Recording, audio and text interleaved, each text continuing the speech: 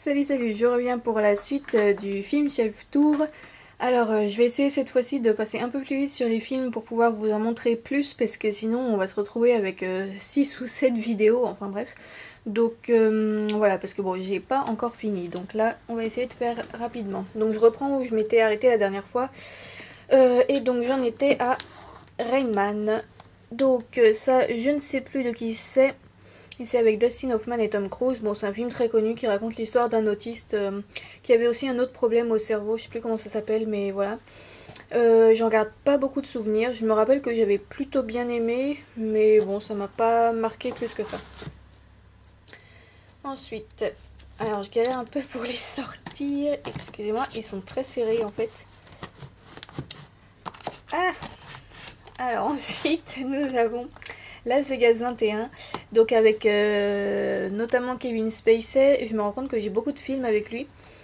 Très sympa, l'histoire d'un professeur en fait au MIT qui va former plusieurs élèves très brillants en mathématiques à tricher au casino en fait et voilà, ça va les embarquer dans plein de trucs. Après, nous arrivons sur les David Lynch. Donc David Lynch qui est l'un de mes réalisateurs favoris. Alors tout d'abord nous avons The Elephant Man, que j'ai vu il y a longtemps, j'en garde un beau souvenir, c'est un film qui m'avait rendu très triste. Donc c'est l'histoire du gars mal formé là, un film en noir et blanc et vraiment j'avais beaucoup aimé, j'avais trouvé ça très touchant. Ensuite nous avons, alors attendez, je pense que je vais dégager deux disques parce que là ils sont trop serrés, j'arrive pas à les sortir. Hop, voilà, là ça sera plus simple. Donc ensuite nous avons Blue Velvet, donc toujours de David Lynch. Alors ça, bon je le garde pour avoir la collection quoi, mais je l'ai pas trouvé extrêmement réussi. C'est un de ses premiers films et on sent déjà l'univers propre à ce réalisateur, mais je trouve que c'était pas encore très abouti et la fin m'a laissé très perplexe. Donc bon voilà. Ensuite, Sailor et Lula. Alors ça c'est l'un de mes préférés, peut-être même mon préféré de David Lynch. Il a eu la Palme d'Or à Cannes aussi. Donc c'est avec Nicolas Cage et Laura Dern et c'est juste trop excellent quoi. C'est l'histoire d'une romance. Désolée, il y a une espèce de petit reflet, je ne vois pas comment l'enlever. Hop. Donc une romance mais complètement barrée qui allait un peu différencier. C'est un peu film de gangster et en même temps comédie, et en même temps romance. Enfin voilà, c'est vraiment un film que j'ai beaucoup aimé.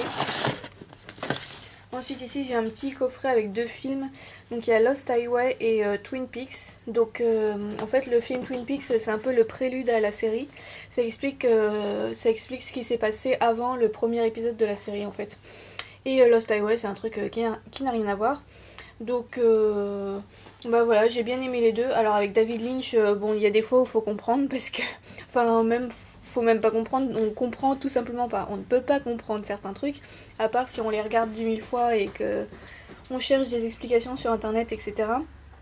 Mais bon, j'aime beaucoup ce réalisateur parce que je trouve qu'il y a vraiment une intensité dans ses films qui fonctionne très bien avec moi. Et donc ensuite, pour finir avec les films que j'ai de lui dans cette bibliothèque, j'ai Inland Empire. Alors ça c'est le film qui m'a traumatisée, il m'a fait hyper peur. Donc là encore on comprend pas grand chose et il y a des scènes qui sont vraiment très angoissantes et voilà, j'ai un peu peur de le revoir parce que vraiment il m'avait un peu terrifiée quand je l'avais vu.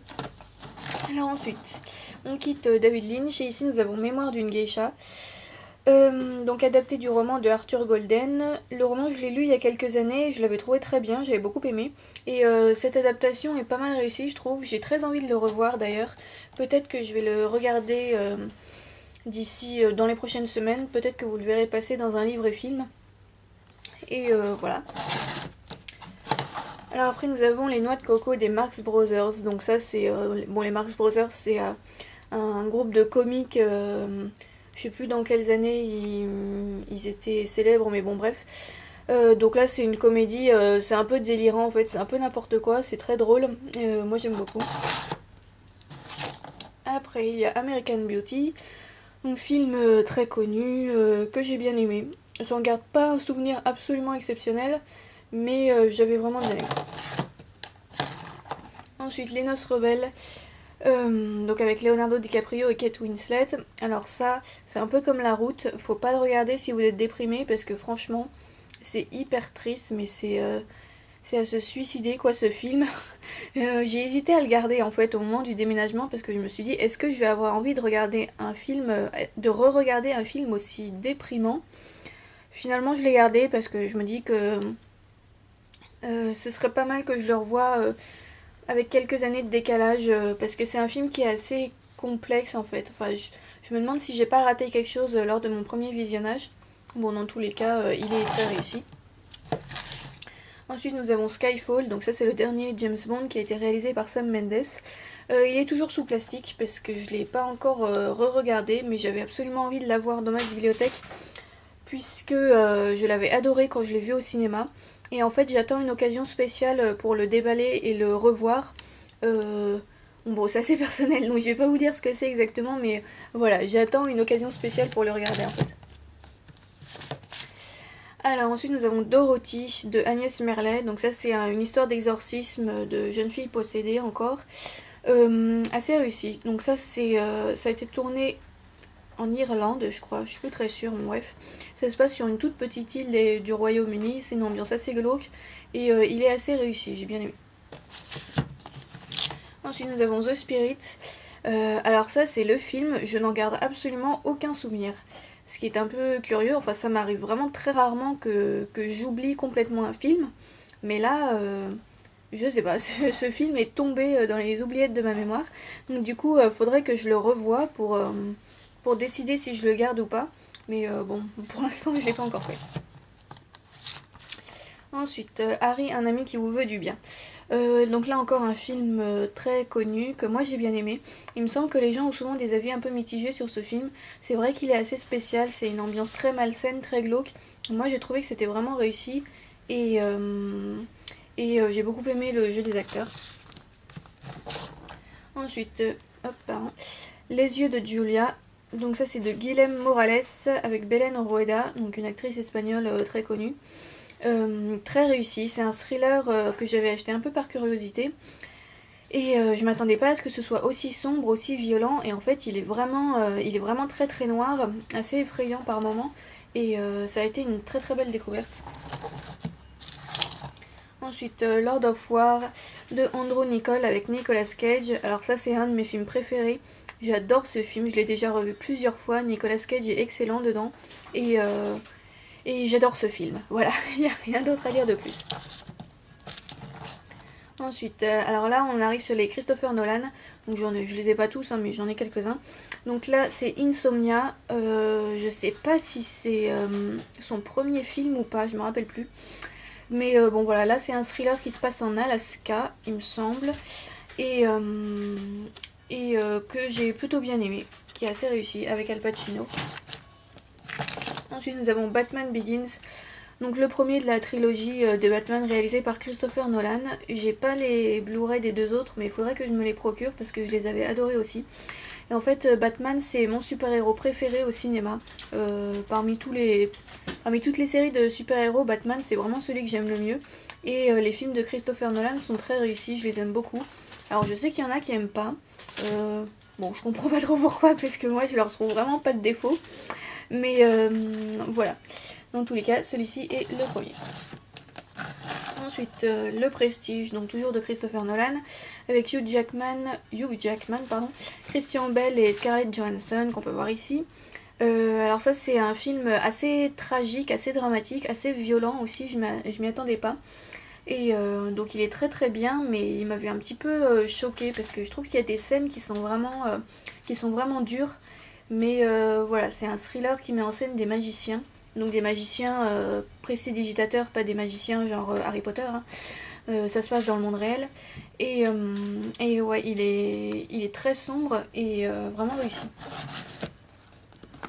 Alors ensuite, nous avons La Cité de la Peur, donc du groupe Les Nuls. Alors ça, c'est un film absolument culte dans ma famille. On n'arrête pas de se sortir les répliques du film qu'on a apprises par cœur. Bon voilà, c'est hyper drôle, moi j'adore, c'est l'une de mes comédies préférées au cinéma. Ensuite, Et l'homme créa la femme. Alors ça, je sais plus de qui c'est avec Nicole Kidman et Glenn Close notamment, Matthew Broderick aussi. Christopher Walken, bon voilà, il y a pas mal d'acteurs assez connus. Ça, c'est une amie qui m'en avait parlé un jour, je connaissais pas du tout, qui m'avait conseillé de le voir, et effectivement, c'est vraiment sympa. Donc en fait, c'est un monde un peu aseptisé dans lequel les hommes ont créé des femmes parfaites en fait pour les servir. Et il y a un jeune couple qui va débarquer dans cette ville sans savoir de quoi il retourne. Et c'est vraiment sympa, c'est assez original je trouve. Ensuite, nous avons Scarface de Brian De Palma. Bon, bah alors ça, c'est un classique, hein, je vais pas épiloguer dessus. C'est l'un de mes films favoris aussi. Scarface, c'était mon idole quand j'étais adolescente.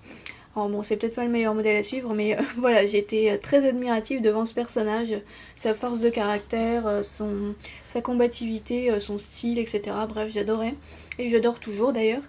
Voilà, un des meilleurs films de gangsters. Alors je vais enlever le petit dragon.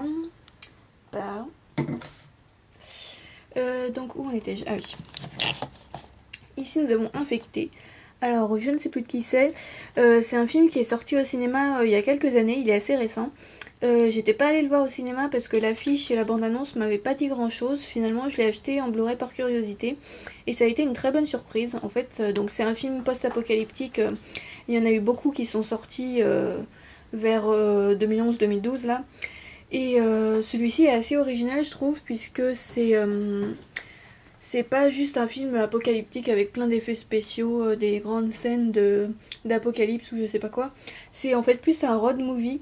Ça me fait un petit peu penser à la série The Walking Dead. C'est pas exactement le même style mais je trouve qu'il y a pas mal de points communs. Et c'est un film assez sombre que j'ai trouvé assez... pas tellement émouvant, mais qui m'a fait forte impression. Ça a vraiment été une bonne découverte. Ensuite, ici, nous avons Rec, donc très connu. Ça a un peu été ma révélation quand je l'ai vu, parce que c'était la première fois, il me semble... Ah non, pas la première fois, mais l'une des premières fois où je regardais un film d'horreur en caméra portée, comme ça. J'avais déjà regardé Projet Blair Witch avant, mais j'avais pas du tout aimé. Je m'étais profondément ennuyée. Alors que là, je me suis pas du tout ennuyée. J'ai trouvé ça absolument génial. Et du coup j'ai également le deuxième volet ici. Alors la couverture du deuxième volet est hyper moche, on dirait un espèce de jeu vidéo bas de gamme, mais bon. J'ai beaucoup aimé quand même ce deuxième volet. J'avais le troisième aussi, mais je l'ai redonné à mes parents au cas où ça les intéresse, parce que le troisième m'a un petit peu moins plu. Il est assez marrant aussi dans son genre, mais il part dans une direction très différente des deux premiers et ça m'a moins convaincu. Ensuite, ici, nous avons Rosemary's Baby de Roman Polanski avec Mia Farrow. Je vous en avais parlé dans un C'est lundi que lisez-vous il y a un petit moment maintenant. Donc l'adaptation du roman de Ira Levin. Donc j'ai bien aimé ce film. Je l'ai trouvé... Oups, pardon. Le jaune cadre toujours pas très bien. Je l'ai trouvé vraiment réussi au niveau de l'atmosphère et de l'ambiance. Ensuite, toujours de Roman Polanski. Le pianiste, dont je vous ai parlé dans un livre et film. Donc j'ai beaucoup aimé. J'ai trouvé ça très émouvant. Ensuite, nous avons Séraphine de Martin Provost avec Yolande Moreau. Donc ça, c'est le biopic d'une peintre en fait qui vivait à Senlis, dans la ville de Senlis, et qui était un petit peu folle en fait, qui avait un problème de schizophrénie, quelque chose comme ça. Assez beau, j'ai bien aimé. Maintenant, ça m'a pas plus marqué que ça. Ensuite, Intuition. Donc ça, c'est de Sam Raimi avec pas mal d'acteurs connus, donc... Cate Blanchett dans le rôle principal, encore ce vieux reflet, pardon. Keanu Reeves, etc. Une très bonne découverte aussi, donc ça c'est un thriller paranormal qui met en scène une médium. C'est très sombre, beaucoup plus sombre que ce à quoi je m'attendais, et j'ai adoré l'interprétation de Keanu Reeves, qui joue le rôle d'un type absolument détestable, vraiment un connard, si je puis me permettre, et qui est très doué dans ce rôle-là, alors que j'avais plutôt l'habitude de le voir dans des rôles de gentil, et là ça m'a bien plu de le trouver dans un rôle de méchant. Ensuite nous avons Misery, donc ça c'est l'adaptation du roman de Stephen King. J'ai pas lu le roman puisqu'en fait je l'avais commencé mais le thème était trop dur pour moi donc du coup je m'étais arrêtée. Cependant j'ai regardé le film qui est mieux passé, que j'ai vraiment bien aimé et qui est très réussi.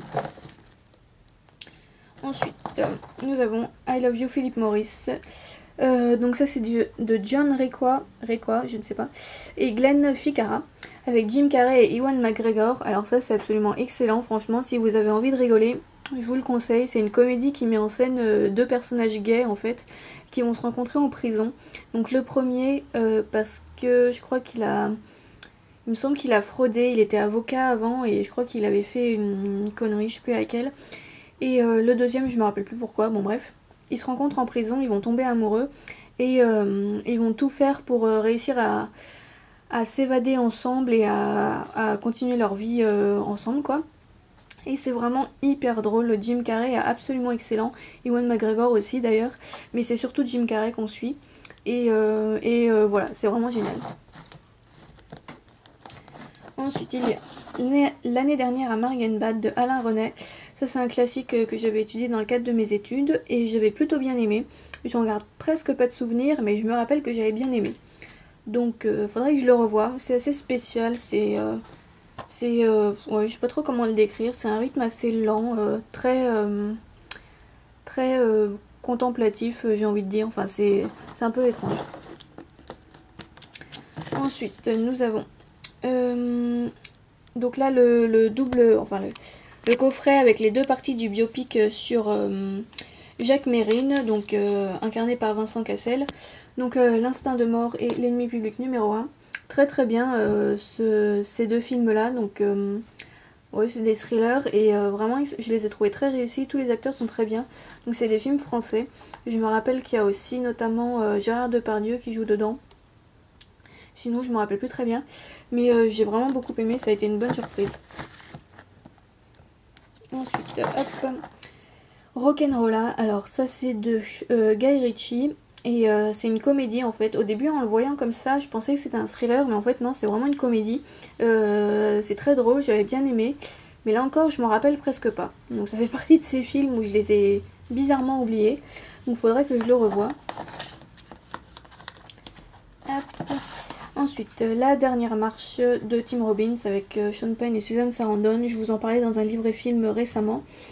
Donc un drame sur le thème de la peine de mort, assez touchant, très politiquement engagé. Ensuite, Gangs of New York de Martin Scorsese. Là encore, je vous en parlais récemment dans une vidéo. J'ai un avis un petit peu mitigé parce que j'ai trouvé ça trop long. Il y a des moments où je me suis ennuyée, mais j'ai adoré l'interprétation de Daniel Day-Lewis qui a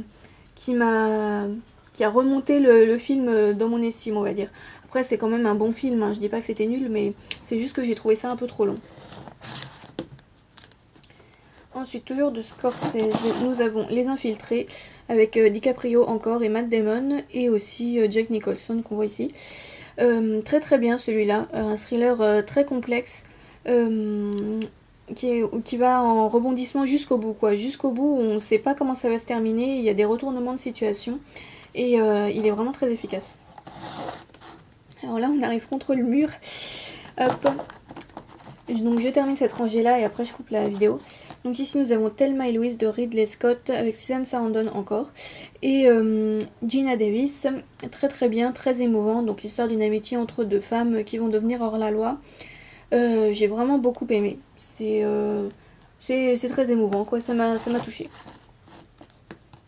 Ensuite, Le Village, de M. Night Shyamalan. Donc ça encore, ça fait partie des films qui sont pas exceptionnels, mais que j'aime bien regarder de temps en temps, qui sont assez sympas au niveau de l'ambiance. Et voilà. Le thème choisi est intéressant. Ensuite, est-ce que j'y arrive? Alors ça, j'arrive jamais à le dire. Usual Suspects, voilà. Donc ça, c'est le film hyper connu, avec le fameux Kaiser Soze, là. J'ai bien aimé. Mais ça m'a pas tellement marqué que ça en fait.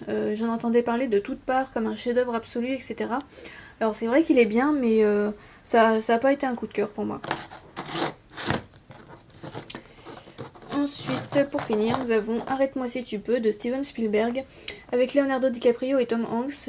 Très très bien, celui-là c'est une comédie dramatique qui met en scène un jeune homme très intelligent qui va... je sais plus ce qu'il va faire, il va devenir hors la loi, il va se faire passer pour plein de personnages différents, il va voler beaucoup d'argent, etc. Enfin bref, il va faire plein de conneries quoi. Et il y a un inspecteur incarné par Tom Hanks qui va s'acharner à le poursuivre partout. Et vraiment très très bien, j'ai beaucoup aimé. C'est à la fois très drôle et très captivant. L'un des films de Spielberg que j'ai préféré. Voilà, donc nous avons fini la première rangée comme ça. Donc dans la prochaine vidéo, je ferai les films qui sont en désordre sur le dessus. Et cela, vite fait. Donc ça, c'est les films d'animation, en fait, Disney, etc. Et il y a un Walking Dead qui traîne au milieu, mais bon, voilà. À la prochaine, salut.